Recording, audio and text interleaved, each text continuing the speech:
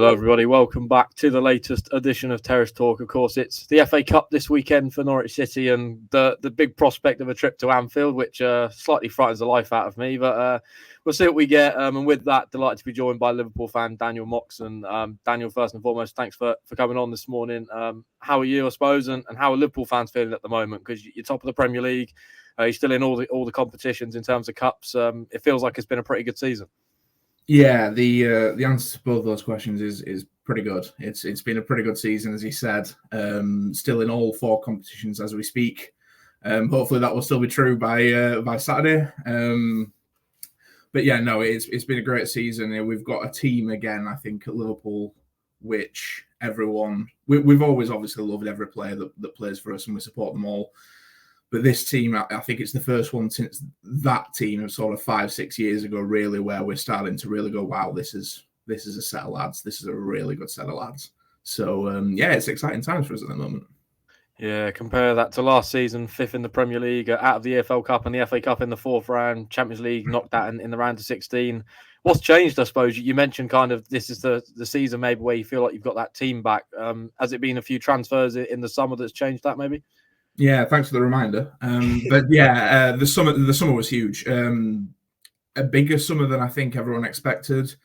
Obviously, the whole Saudi spectre looming in the background affected everyone, but Liverpool more than most. They came and took obviously a few more players than I think. I don't believe we were planning to let Fabinho and Jordan Henderson go, but obviously they came in with offers that were deemed just sort of too good to turn down at the time. So a bigger midfield revolution than expected. That's obviously been the key here. 4 new midfielders brought in and a similar number leaving.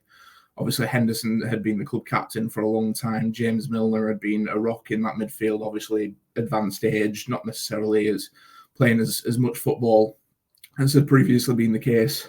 Again, Fabinho, the starting number 6 in the midfield. But then we brought in 4 new midfielders. There's obviously a worry when you have such a massive turnover of how it's going to work, how they're going to gel, but it's safe to say all 4 of them are finding their feet very quickly, which is nice. All 4 of them have become sort of instant, everyone likes them, everyone likes the look of them. There's still more to come from all of them, we know it, but that midfield sort of churn, the way that they've replaced those players as well, the recruitment has been excellent so far on the face of it. And all of those lads have come in and they've hit the ground running, and we just seem to have more energy in that midfield again. We sort of we lost Gini Wijnaldum a couple of years ago. He did a lot of the running for the other guys, and then the rest of it just looked very rigid, not a lot of movement, not a lot of pace, maybe not, but yeah, the midfield certainly looks like it's a complete breath of fresh air these days.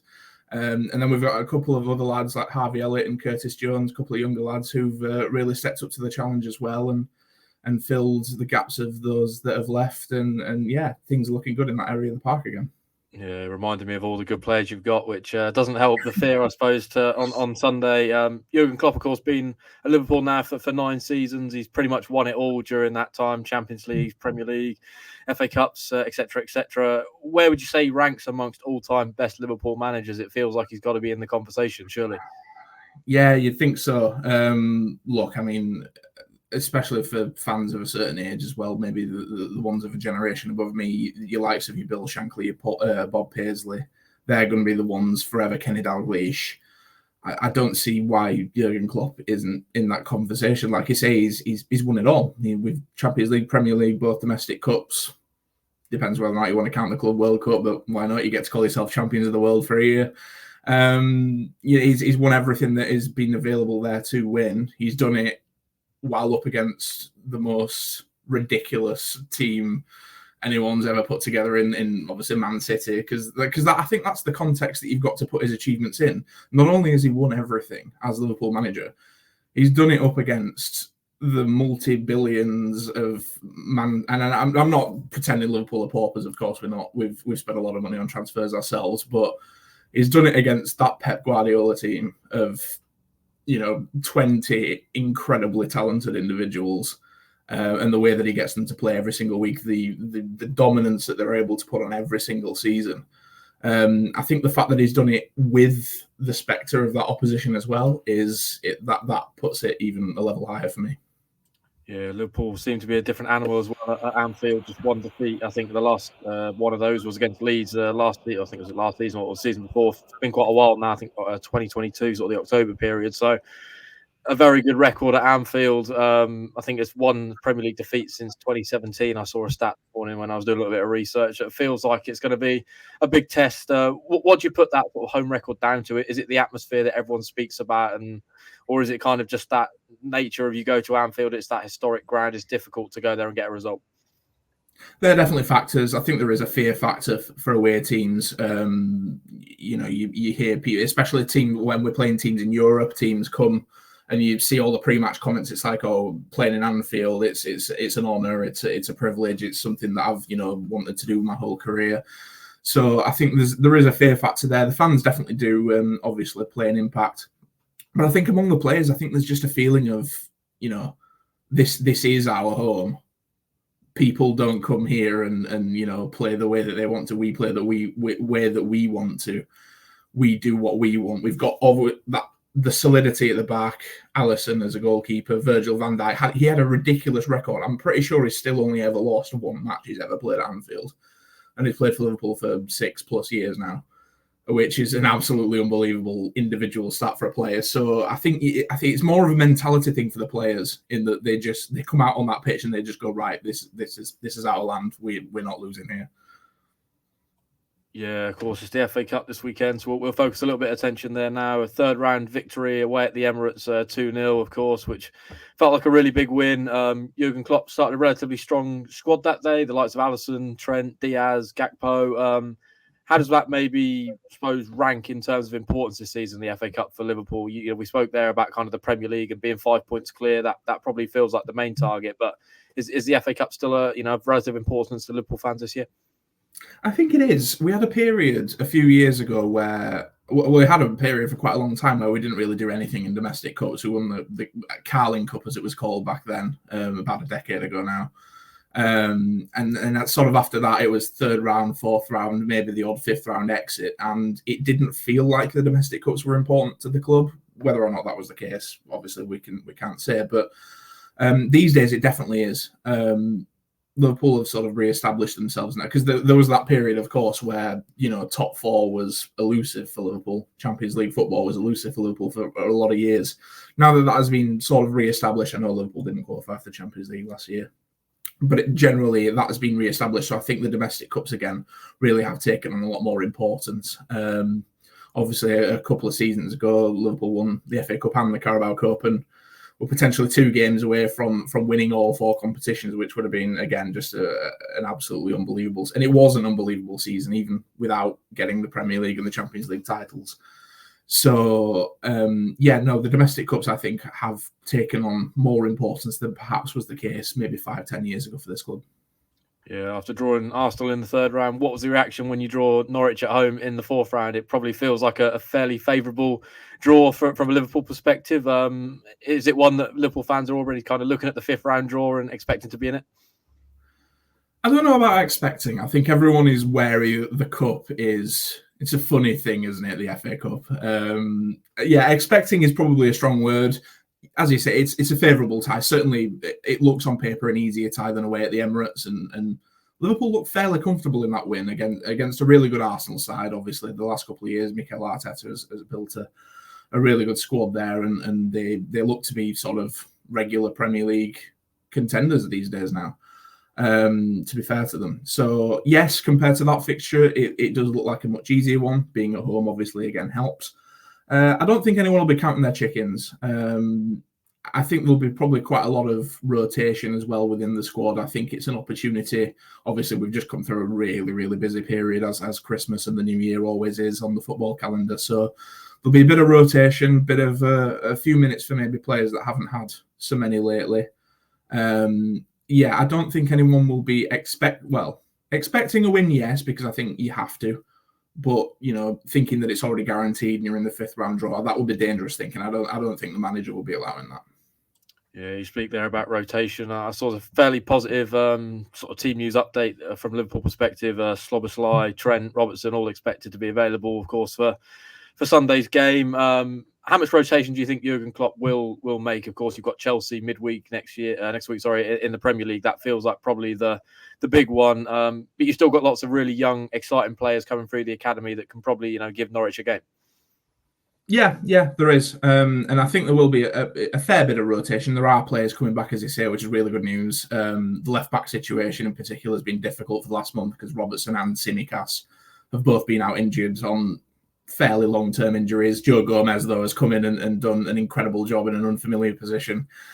We just can't believe he hasn't scored a goal yet. Everyone keeps talking about it whenever he's on the pitch. But yeah, you spoke there about the young lads. I mentioned Curtis Jones and Harvey Elliott earlier. Curtis Jones has arguably been Liverpool's best midfielder this season. And I'm not exaggerating when I say that. He's genuinely been that good. We saw it against Bournemouth in the Premier League last weekend. Conor Bradley make his full Premier League debut in place of Trent Alexander-Arnold. And when you lose a player like Trent, he's the main creative force within the team. You sort of worry and wonder where maybe the chance creation is going to come from. And then you get a young lad like Conor Bradley comes in and starts bombing up and down that right wing fearlessly. And he had an incredible debut game. I'd be very surprised if he didn't play against Norwich at the weekend. Kelleher will probably start in goal, I would imagine. Maybe not the... He's a bit of a strange one because a couple of years ago he sort of made a breakthrough and we thought, God, aren't we lucky to have these two goalkeepers? Alisson, arguably one of the best goalkeepers in the world. And then we've got this young lad, Kelleher, who comes in and you barely even notice a difference. This season, when he's had opportunities, he's not necessarily grabbed them. So I think it's going to be a really important game for him in goal to prove that, he's capable of being the deputy that we kind of need of him. And there will be several more where that came from. I think it will be a younger lineup. I think it may be also a fixture used to give those lads that have been out for a while some minutes, build up some match fitness ahead of, the second half of the season and the run into what is hopefully going to be another chance for trophies. Yeah, before I get your thoughts on the game, just want to get any sort of FA Cup memories, maybe that you have being a Liverpool supporter. Of course, lots of great moments down the years, 8 times winners. Is there maybe a particular goal, a moment, a game, or sort of result that sticks out to you? A lot of my FA Cup memories are bad, It's it's not a competition that, like I say, has been all that kind to us in the last sort of 15 or 20 years. I know Liverpool did win it a couple of years ago. The one that sticks out to me, just because I grew up sort of in the South Yorkshire areas, when we played against Barnsley, and I think it was 2008, and we lost 2-1 at home. I remember that one because a lot of my friends at school were Barnsley fans, and they didn't let me live that one down for months. I was reminded of that one for a long time, but yeah, the FA Cup has been a difficult one. I think not the last time they won it because that was only a couple of years ago, but the 2006 extra time win over West Ham, the Gerrard rocket to keep the game alive, and then winning it so late as we did, that one obviously sticks out as a really fond memory. Yeah. Any thoughts and feelings towards Norwich? Have you seen much of us this season? I know the Championship's maybe not something that Premier League fans necessarily tune into, but I know you've had sort of ties down to this area in the past. Currently 8th in the league. What have you made of Norwich so far this campaign?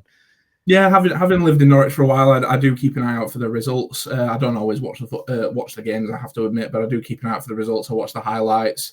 It's a team that, for several years, obviously, it was a case of promoted and then relegated the following season, promoted and relegated. And I think when you do that for a while, you get a reputation from, I suppose you could call me a casual fan because I just sort of watch from afar and just see how you're doing. From people like me, you get a reputation of, you're a too good club for the Championship and you're not good enough for the Premier League. It's probably a lazy label. It's definitely obviously a lot more nuanced than that. But to me, it just looks like a similar sort of level of squad, in my opinion. A good squad, but minus the goal threat that was obviously brought to you for a lot of years by Teemu Pukki. I don't look at from the outside looking in, it doesn't look like you've quite managed to replace him just yet, which is obvious, I think, is the difference between a solid Championship side and one that is going to be really banging on the door for promotion in the Premier League again.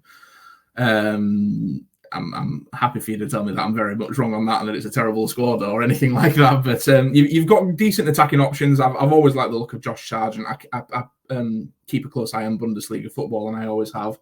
I really liked him back in the day when he was playing for Werder Bremen, and I thought it was a really good signing for you. And he's obviously scored goals, but he's not someone yet that has filled the quite significant gap, I think, that's been left in your squad by Pukki's absence. Yeah, it's a pretty fair assessment. And with that, thoughts and feelings, I suppose, on Sunday's game. Norwich not won at Anfield since 1994, so there's a record there, potentially almost 30 years there to try and break on Sunday. I suppose score prediction and how are you feeling? Yeah, I think a win. I think a Liverpool win. Like we say, just a home game. I think that has to be the minimum expectation. You have to win your home games, and the record that we have at Anfield is obviously excellent. So I think a home win. I'd be surprised if we kept a clean sheet, just because we don't seem to do that very often anyway. But also, secondly, I'd like I say, I do know that Norwich are quite a good side, and you're going to come into it with nothing to lose, and I think you're going to give us a decent game. I don't think it's going to be maybe as much of a walkover as some might imagine, but I'll go for a 3-1 Liverpool win. Yeah, I think I'd probably take that, to be fair. It's anything but a hiding from a Norwich City perspective. Hopefully we can go there, of course, and try and give you a game. Daniel, do really appreciate your time this morning. I know you're a busy man, so hope you've all enjoyed this insight there on Liverpool. Of course, we're making the trip to Anfield on Sunday, so all the content you need from a Norwich City end will be available across the Pink and channels. Of course, hopefully we're pre-recording this before Norwich travel to Leeds tonight, so hopefully they're bouncing into this game with a win. I know that's going to be another difficult game, so I think Leeds unbeaten at Ellen Road, but hopefully Norwich, by the time we're watching this, will have defeated that record, and we can go to Anfield with confidence. Thanks for watching, and we'll join you next week ahead of another big game for the Canaries.